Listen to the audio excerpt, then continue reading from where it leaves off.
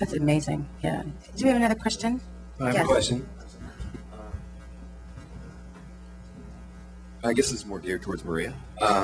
So let's say we do actually distribute or get you as a distributor, but we're using the short to negotiate as a feature. And we want, let's say it does get picked up, it goes that whole Napoleon Dynamite route, and we want to package the actual feature with the short. Would we have to renegotiate with you to put that on, or would you guys automatically be in the cut? I mean, it doesn't mean you have to have that experience with Debs. Well,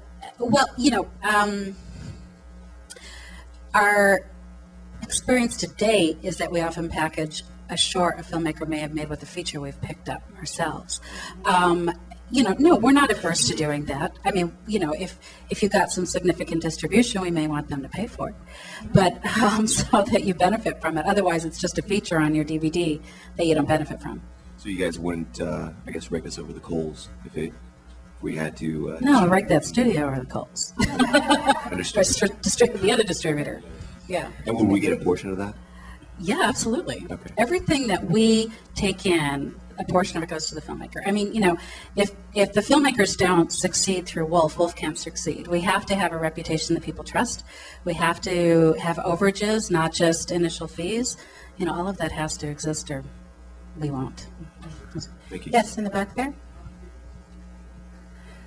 Oh, sorry. Did you already give the mic to someone else? Please go ahead. No, please go ahead. Can I just say, I have a short here playing at Sundance in competition. Congratulations. Yeah, but it's also available free on iTunes and the Sundance iTunes 1010. So you can all watch it there. If you go to my website, what's it called? It's called James. James. And my website is connorclements.tv, so CONNOR Clements.tv. But I also have a question. Advantages and disadvantages of signing up to a sales agent. Do any of you have any? Sales agent with your short? Yeah. I just signed up to one, but well, you didn't. You signed up non-exclusive sales agent deal so that you can sell your film yourself, or someone else could sell it for you. No, he's going to sell it. I know, I sell it on my but website. let's say that someone walked up to you and said, "Oh, here's $10,000 for your short." You could do that without being in breach of your contract. I don't know. That's not going to know, isn't No, it? any offers now I get, I have just to refer straight to my sales agent. And you already signed that paper? Yeah, but I mean, it's something. Sit down. I'm kidding. No, but It may not be necessary. They may be able to help you with foreign sales. Yes. The thing is, when you're in the festival circuit, whether you, of course, being here, is, very advantageous to you, and we've heard great things about James. Yeah, but, I think you've been in contact, or yeah, I have, yes, Roberta actually asked me this very question in her book. I know, she already answered this. So I had to answer this carefully because I work with a lot of sales agents. I mean, if you are not in the festival circuit, a sales agent may help you get to somebody like me. Sales agents bring us projects all the time that I've never heard of. So they're not without merit. It's I think the big trick with sales agents is what are your costs and how much of their costs do they get to recoup out of what they make from your film. That's the difficult choice to make. I think if you have a short at Sundance, in my experience, you don't need a sales agent. It's not, and particularly if you have a gay or lesbian short film at Sundance, you don't need a sales agent. Yeah. But you're there, so you did it. Next time you won't. I think the same thing's true if you're in the gay and lesbian film festival circuit, because all the distributors, whether they're at that festival or not, go to the back of the book and contact people. I have a question over here. Yep, glasses in the back there. Yep. It's just a question about financing, because we get government funding in Australia. You sure do. There's nothing like that here. And we sure don't. We sure don't. Well, I think that it's often short film financing is your parents, your friends, your credit cards, foundations. There are some grants, and it depends on what kind of film you're making. There's Indiegogo, and but yeah, there's no.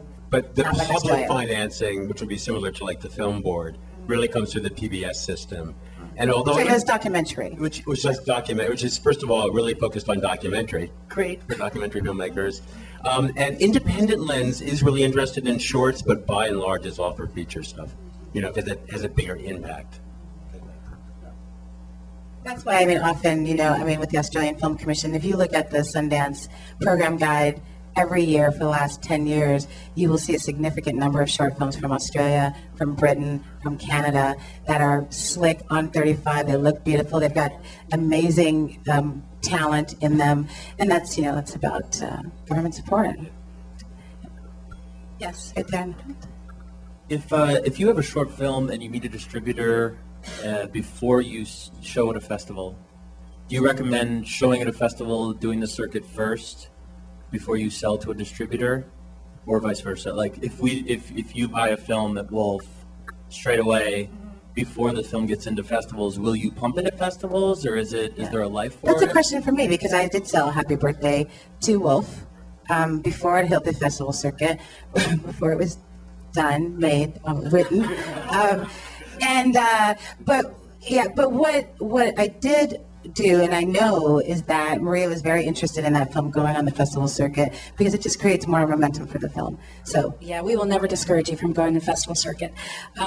We do book a lot of films on festivals. We don't do that many shorts anymore, because it's just as much work as booking a feature, and whatever money there is should just go directly to you. So no, we will never discourage anybody from doing as many film festivals as possible, because they're really great word of mouth. Yes, guy in the striped shirt. Hi, it's Brooke to Indiegogo. I was just wondering if there's any legal issues with taking money for a film that you've not made and you might not actually make if you don't get to make it. So so just to set some context here. So on Indiegogo, you can't offer any shares or any profit for any of your any money that's coming in. The reason for that is not because it's Indiegogo. You can't do that with any company, with any site, with any entity online, because you can't publicly solicit for profit funding for any project.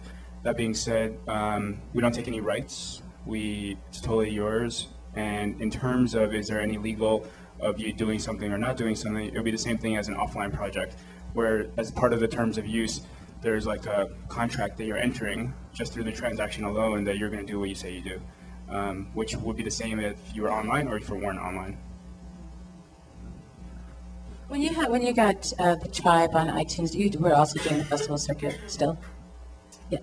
Yeah, I think it really benefited that we had done the festival circuit, because I know other films that launched immediately on iTunes and they didn't have that community around them yet.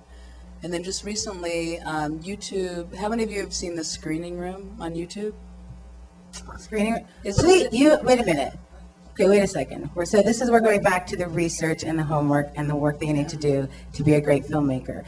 Like 90% of the people, when I asked who was a director or a producer, raised their hand, and 3 people had raised their hand to say that they looked at the Screening Room on YouTube, which is the next level. Yeah, it's a curated space on YouTube where they go and get the best films from the festival.